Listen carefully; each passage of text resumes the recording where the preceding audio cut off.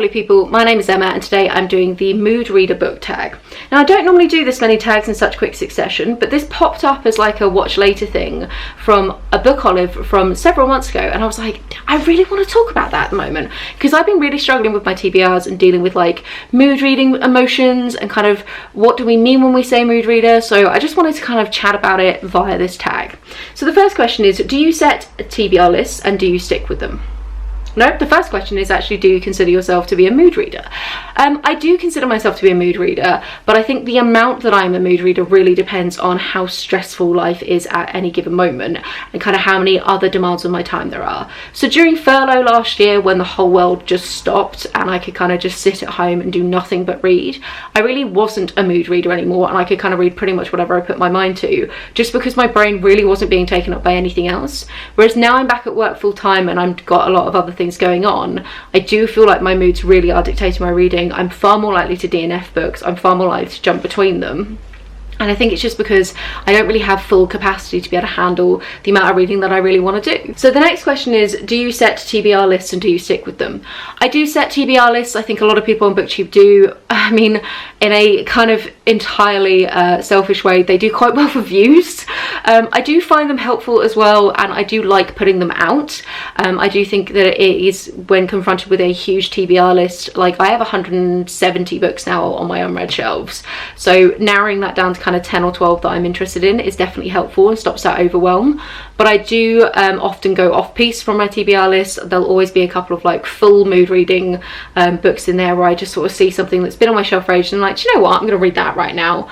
And when I'm planning my TBR, I do try and sort of preempt the moods that I'm likely to be in. I try to sort of curate a balanced diet of reading as such, of a few kind of more hardcore like heavier hitting non-fiction kind of things, a couple of like fluffier books, and it's sort of difficult to plan that necessarily. So I'm trying not to berate myself too much when I go off piece from my TBR list, because I think the important thing is reading in general, even if it's not what I said I was going to read. Question 3 is, do books affect you emotionally and does the mood of the book rub off on you?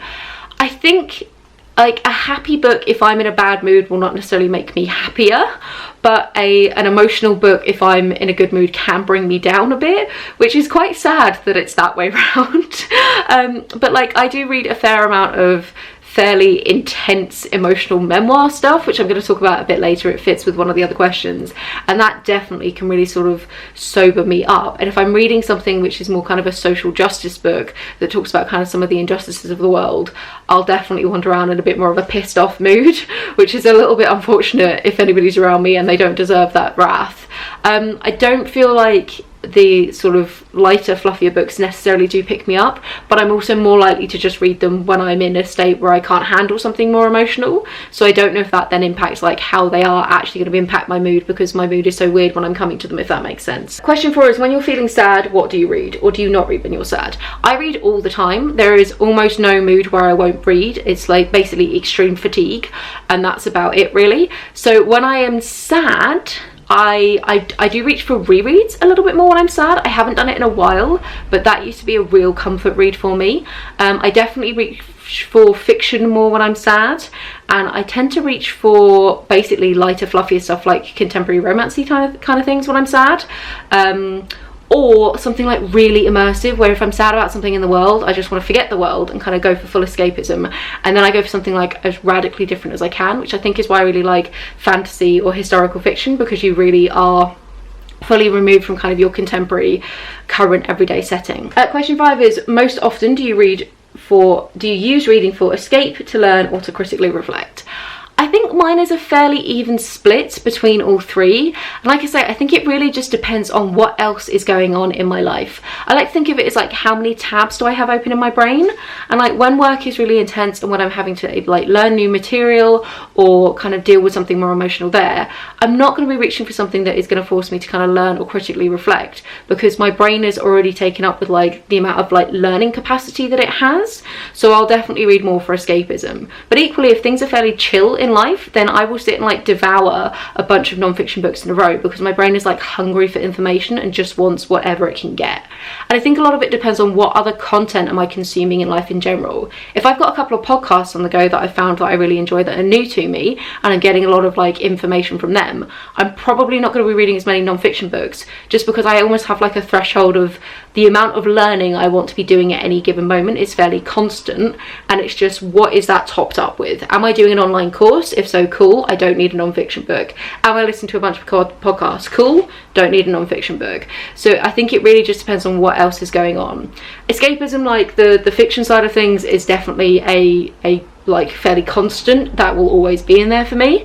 But yeah, so I think that makes sense. What is a book that made you laugh out loud? There are probably quite a few, but the one that always springs to mind is This Is Gonna Hurt by Adam Kay.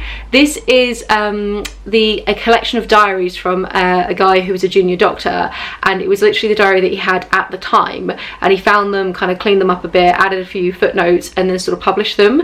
And it is one of the most emotional and intense reads I think I've ever had, but it's also so funny. I love his humour, and I love his like witty asides and the footnotes, and I read it all in one day, and I had multiple like actual laugh out loud moments, which I don't know about you, but like I don't often get in a book. So there are probably other ones out there where there has been the odd line that has made me giggle, but that is one where like consistently it was kind of a chuckle fest the whole way through, and then an emotional sucker punch at the end that made me sob. So yeah, fantastic book, would totally recommend. The next question is, what is a book that has made you cry? Or if you don't cry, one that has really moved you. So like I said, This Is Gonna Hurt definitely did make me cry, but I think in terms of books that just move me in general, memoirs definitely have a tendency to really get to me, especially when they're from somebody who has had a life that is radically different to mine and potentially had some hardships within it. So Life is a Unicorn is one that I read recently, and that one definitely really got to me. It's this person's experiences being a drag queen, coming out as non-binary, sort of their experiences in general. Working Stiff really got to me as well. That was from it's a medical memoir from somebody who, what's it called, where they chop up dead bodies? I can't remember what she is, but basically she worked for New York, kind of doing autopsies, and she was working there at the time of 9/11, so she was involved with some of the kind of cleanup crews with that. That was incredibly emotional. Unfollow and Educated are two memoirs that are quite similar in terms of like almost cult style indoctrination. Unfollow is a woman who grew up in the Westboro Baptist Church and her kind of experience trying to leave them, and Educated is a woman who grew up with no formal education, living in like essentially the wilderness with a not fully sane Mormon dad who was a kind of one of these sort of radical like survivalist types. Both of those were incredibly hard-hitting in places. So I think for me, memoir as a genre in general is one that I don't often read, but when I do, I want it to be that kind of more opening my eyes to a completely different experience that is often really emotional kind of thing. Question 8 is, what is a book you didn't even know how you felt about it? So I quite often, like I did scroll through my Goodreads, and like I have fairly firm opinions about all the books that I've read recently, but one that took me a long time to work out how I felt about it was Quiet by Susan Cain. I have a full rant review for this that I'll put like in the cards and down below.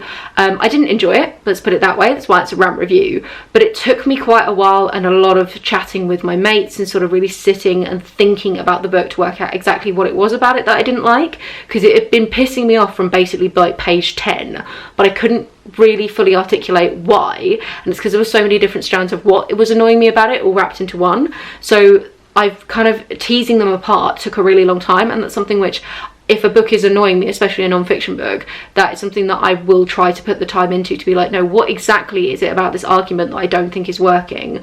What is it that is frustrating me? Where do I think that you're wrong? So that way I can kind of really critically assess my reactions. And in some cases you're like, this book is annoying me because it's too close to home and it's hard-hitting and it's making me confront things that I'm not comfortable with, and that's okay. Whereas some of them is like, this book is annoying me because it's like caused a bunch of fallacies in it and it doesn't actually hold and the author is just wrong. Then the next question is, are you more likely to read on a sunny day or a cloudy day? Does not matter. I read all the time. I have audiobooks on the go. I read like probably 50 to 100 pages a day. I read. It's what I do. I read before bed. I read on my lunch breaks. I will read when I have a chance when I'm off, I put audiobooks on for pretty much every task I'm doing at all that doesn't require like immediately my brain. So I just read, and it really doesn't matter. I love sitting out in the sun and reading. I love being on a beach and reading. I love it when it's raining and you curl up under a blanket and you read.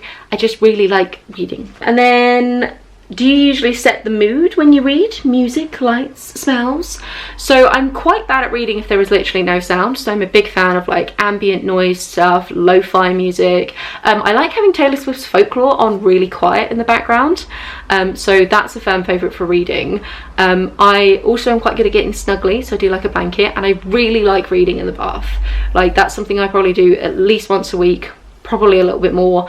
Desperately missed it when I lived in a flat that didn't have a bath. That was really sad for a couple of years, and I'll just like snuggle down, warm tub, glass of something, sometimes alcoholic, sometimes not, bath bomb or bubble bath, like chill music on in the background. I'll be happy there for like a solid hour. So that is me incredibly content. And then the final question is, can you leap from book to book, or do you need buffer time in between? So I can't literally read a book and then put it down and pick up another one immediately. I do need something in between, at the minimum, like going and making a cup of tea or like having some kind of transaction. So sometimes I'll listen to an audiobook, say on the walk into town on my lunch break, pause it to order a coffee. Then when I sit down, I'll get out a physical book, but I couldn't like keep the audiobook going and then run straight into a physical different book. But I can have a lot of books on the go at once. That doesn't bother me. I think the highest number was during furlough. I was reading, I think, about 12 at a time. At the moment, I have 6 on the go, 2 of which are nearly finished. And that's the thing, is if I've got like all of them on the go that I started all in incredibly quick succession and they're all in the like 10 to 15% finished stage, that's stressful and I can't really handle that. Whereas I kind of want a constant churn of like a couple of books that are nearly finished, a couple of books that are halfway through, a couple of books that I've only just started, and the idea is they kind of rotate through in that particular order. It's stressful when they're all brand new. It's also weirdly stressful when they're all nearly finished, because yeah. So that's how I feel about that. So this was the mood reading book tag, or the Moody reader book tag, I can't remember which. Feel free to do this tag. I tag everybody. I'm very bad at tagging people, very bad at doing things that I'm tagged in, just very bad at keeping track of things in general.